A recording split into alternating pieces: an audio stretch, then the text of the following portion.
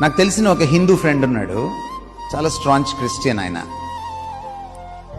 వాళ్ళ బాబాయ్ గారితో మాట్లాడమని ఒకరోజు ఇంటికి తీసుకెళ్లారు. ఎందుకంటే ఆయన ససేమిరా నేను క్రీస్తులోకి రానంటున్నాడు. చాలా కుటుంబాలు క్రైస్తవంలోకి వచ్చాయి.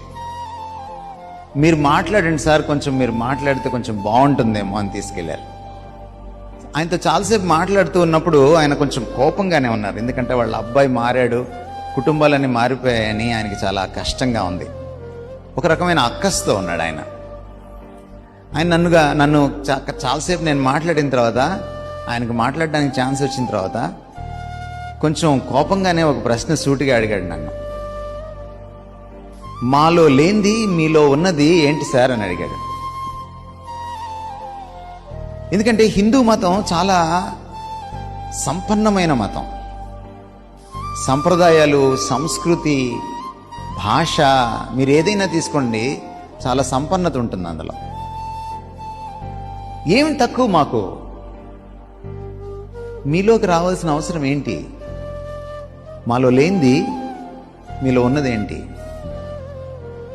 అప్పుడు నేను అన్నాను అనమాట, సార్ నేను జవాబు చెప్పచ్చా అని ఆయన పర్మిషన్ అడిగి, ఒక్కటే సార్, హిందూ మతం చాలా గొప్పది, ఇతర మతాలు కూడా చాలా గొప్పవే, కానీ ఒక్కటే ఏమిటంటే క్రీస్తు సార్, అదే డిఫరెన్స్.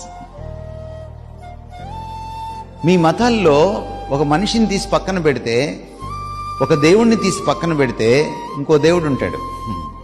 ఓ పుస్తకాన్ని తీసి పక్కన పెడితే ఇంకో పుస్తకం ఉంటుంది.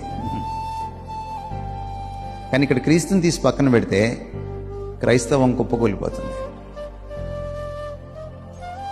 క్రిస్టియానిటీ అంటే it beats around the person of Christ, the character of Christ, the work that he has done, the finished work of Christ on the cross. సిలువ పైన ఆయన సంపూర్తి చేసినటువంటి ఆ మహాయాగం చుట్టూ, సిలువ వేయబడిన క్రీస్తు అనే ఆ వ్యక్తి చుట్టూ క్రైస్తవం పరిభ్రమిస్తుంది. That's Christianity.